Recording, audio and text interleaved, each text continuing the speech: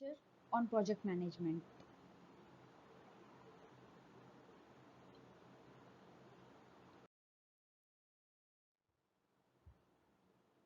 A project, as we discussed, is a series of activities directed to accomplish a desired objective. What does that mean? Any project, whatever the project, it might be, say for example, doing your portfolio. It comprises of series of activities like doing sheet number 1, sheet number 2, sheet number 3, sheet number 4, etc. to accomplish a desired objective, that is your final portfolio, right? So we are going to discuss about the basic building block for CPM and other techniques, which is network diagram. A project is basically a temporary endeavor taken to create a unique product or a service. So when you do network analysis, it contains certain specific techniques which help you in organizing the subtasks of the project. So they help you in planning, management and control of the project. So the basic component of project network is are arrows and nodes. Node is represented by a circle, hollow or shaded one, doesn't matter. It indicates some event, right? Or a milestone. Okay, that can be like exam. Say for example, arrow indicate the activity, that is preparation for exam, say for example, right? The activity which has some kind of time involved in it. So I prepared for this presentation for say 1 week. That preparation for presentation and 1 week comes at the arrow, and node indicates an event, right? So you have two ways of putting the network diagram. One, you have activity on node, other you have activity on arrow. I'm not writing activity in node. So this one is basically the number of activity number 1, and the one in the bracket is the time taken by the activity. I prefer this method. Before we start with making network diagram, we'll learn few basic terms, which is one, earliest time TE, which is basically what is the earliest possible time for you to do this particular activity, and latest time is what is the least, when is the last possible date for you to start the activity, right? Without delaying the completion date. You got what I said? So earliest time is how early can I start some particular work, whereas the latest time is what is the latest date I can take over my project or that particular activity without delaying my last deadline. As we saw in the previous video or the first video, on the Gantt chart, we could see some slack, right? The activities which are not critical can start in this block or that block, as we discussed, right? When they start late, so from the last, if we count the activity number, you'll get the latest time when the activity can start. The difference between the latest time and earliest time is basically the slack. So positive slack is the amount of time the event can be delayed without affecting the deadline or the project completion, right? If the slack is not positive, that means your earliest time and your latest time are same. That means you don't have any time to take rest or to postpone the work. In case you postpone something where the earliest time and latest time are same, your project will be delayed.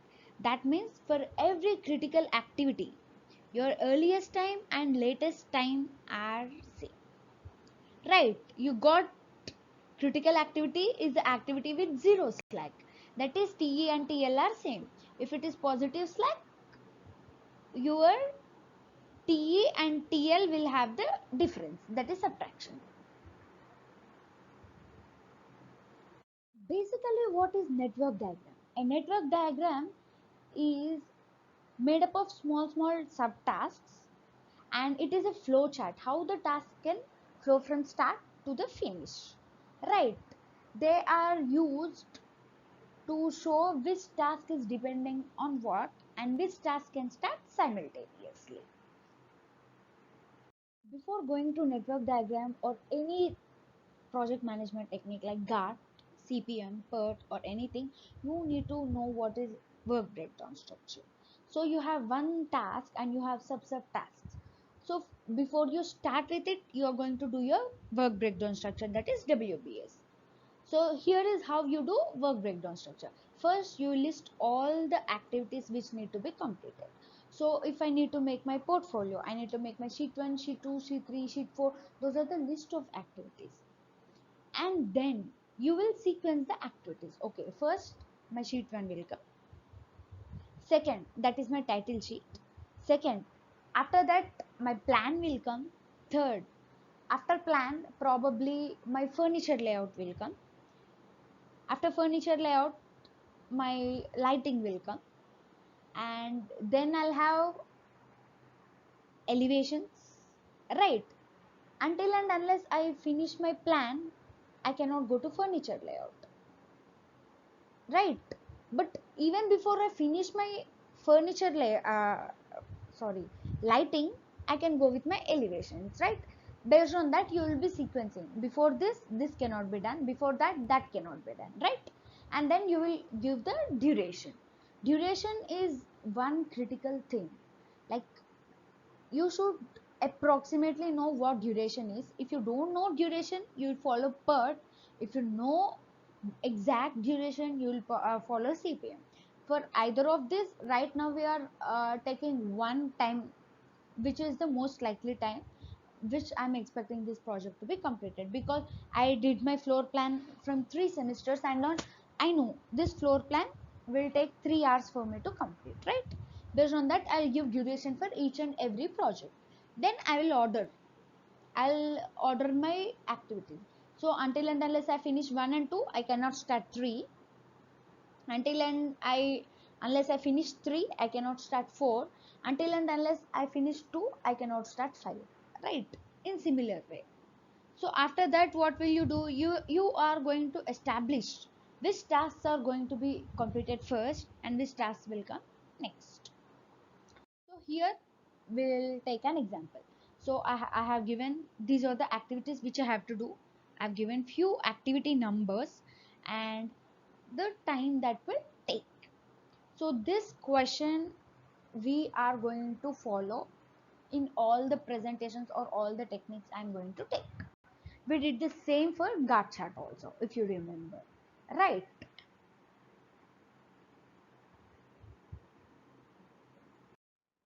So this is the activity number, and this is until and unless I finish my first activity, I'm not starting with my third activity, right? This is finish and start relationship. Until and unless I finish first, I cannot start my third. Until and unless I finish second, I cannot start my fourth. But to start my second, should I finish something? No, right?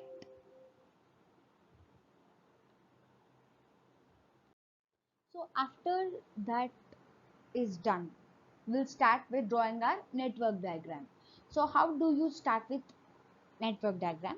First, you will see the activities with no predecessors. What are predecessors? In the previous slide, if you see, the third activity cannot start until the first activity is finished. So first activity is prerequisite for the third activity to start. Finishing first activity is the prerequisite for the third activity to start. So first activity is called predecessor of third activity, right? So the activities which have no predecessors, write them one below the other, right? Say for example, my first activity, as I said, has no predecessor, so I'll write my first, right?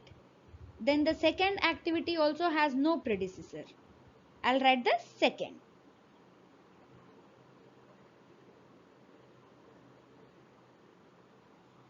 right? Something like this. sorry, something like this.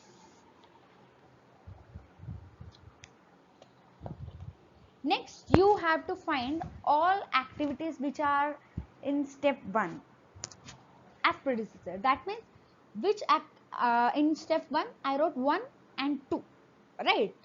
And the activities which are in step 1 as predecessor, that is which has 1 as predecessor, that is 3, right? And which has 2 as predecessor, that is 4, I think. So you need to see which are there.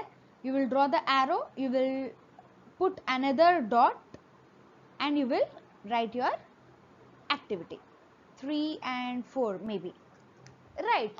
That is how you basically make your network diagram. You have the number, in bracket you will have the duration, which is already given in your question. So after 3 and 4, again you will have to go to step 2. That is basically what you have to find activities which has 3 as predecessor and which has 4 as predecessor, right? So after everything you will finish it. It will be almost like this. So the activity, the time, dependencies. So for 3, 1 is the predecessor. For 4, 2 is the predecessor. For 5, 3 is the predecessor, and it takes 4 days, right? In the same way. So first, my 1 and 2 which has no predecessor, I have put them. So 1 bracket, there is 6. If you see in the bracket there is 6. 6 is the time taken for me to finish the activity number 1, and 2 is the time taken for me to finish the activity number 2. There are no other things which are independent or which has no predecessor. So we'll step 2. So 1 is the predecessor of 3, which takes 3 days, so I wrote it in a bracket. 4 is the predecessor, 2 is the predecessor of 4, or 4 is the successor of 2. In the same way, if I continue, 7 for 7 to start, I need to finish both 5 and 6. So after 7 is done, I can go with 8. After 8 is done, I can go with 9 and 10. Right, after both 9 and 10 are done, I can go with 11. Just the same question of our Gantt chart. This is how we get it.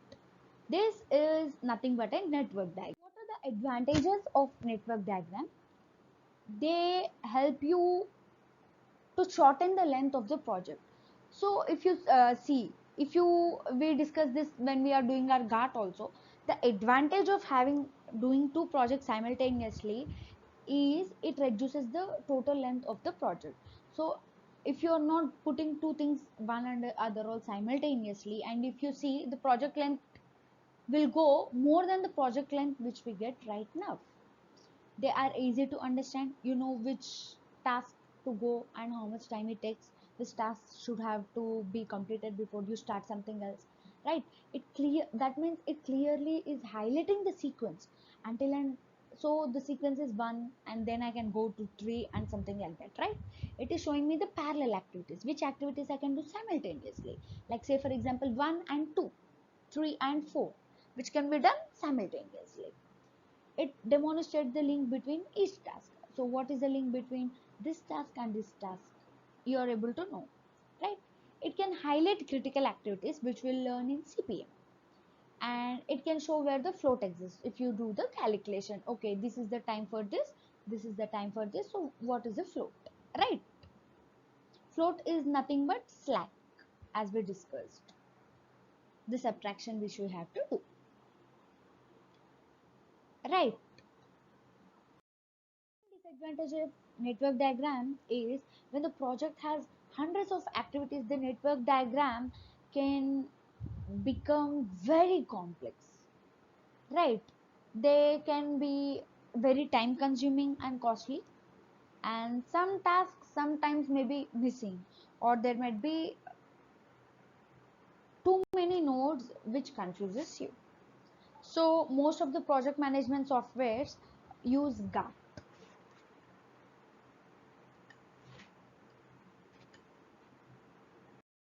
In this part, we learned about drawing basic network diagram, which has nodes and arrows. Activities are given some numbers and the duration is written in a bracket. So we establish dependencies, and the one with no predecessor will come first, the one with the first line as predecessor will come next, so on the chain will continue, right? I want you to do a network diagram for your painting assignment which you are doing for your practical and send it to me, right? Thank you, students. If you have any doubt, feel free to mail me or text me on WhatsApp. Stay home, stay safe.